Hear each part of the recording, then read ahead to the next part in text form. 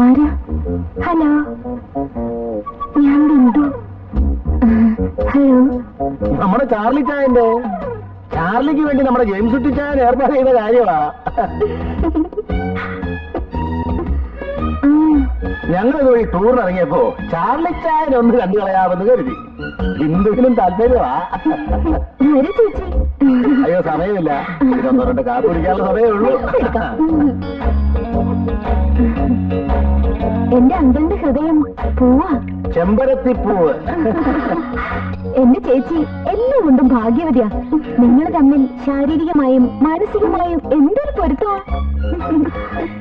Made for each other. ये तुझे के लिए.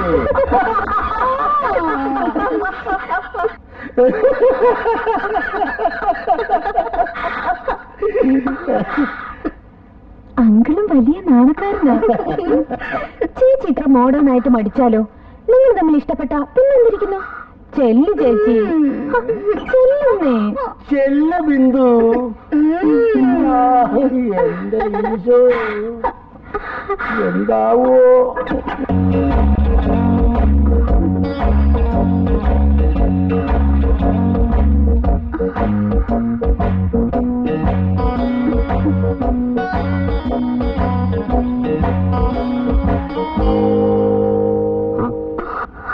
ആരാ?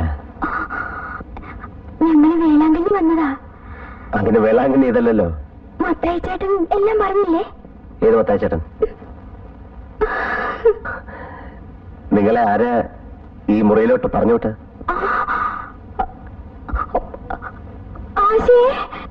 വിളിക്കണ്ട വിളിക്കണ്ട വിളിക്കണ്ട.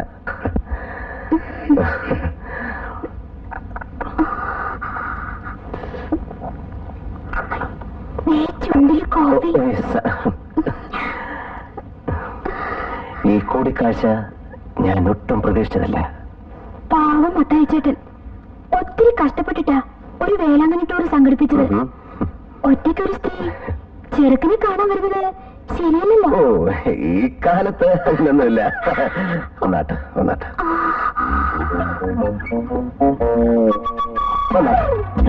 എങ്ങോട്ടാ? അതൊക്കെ വീട്ടിലാരൊക്കെ ഉണ്ട്? അമ്മ മാത്രമേ ഉള്ളൂ. ഞങ്ങൾ 5 പെൺമക്കൾക്ക് ഒരു കുഞ്ഞാങ്ങളേ ഉള്ളൂ. അവൻ മസ്കത്തില്ല. ഞാനാ മൂത്തത്. എന്റെ താഴെ 4 പേരെ കല്യാണം കഴിച്ചു കൊടുത്തു. ഇനിയുള്ളത് ഞാനാ. നിങ്ങളെന്താ കല്യാണം കഴിക്കാത്തത്? നിങ്ങളെന്താ കല്യാണം കഴിക്കാത്തത്? അത് പിടിക്കുകയാണല്ലോ. നമ്മൾ എങ്ങോട്ടാ പോണേ? വരണം വരണം വരണം. കയറണം വരണം. ആ, കേരളം. വണ്ടി എടുക്കണം, വണ്ടി എടുക്കണം. എന്താ വണ്ടി കൊണ്ടാണോ? വണ്ടി കൊണ്ടാണോ? വൃത്തിയായിട്ടവനെ നീ എന്നാ പണിയായി കാണിച്ചേ? എടാ, നിനക്ക് ജീവിതത്തിൽ ഒരിക്കലും പെണ്ണ് കെട്ടുകടാ. കൂഴത്തൊക്കെ ഇവിടെ കെട്ടിക്കോ. മുന്നില്ലേലും ഞാൻ പോവേ.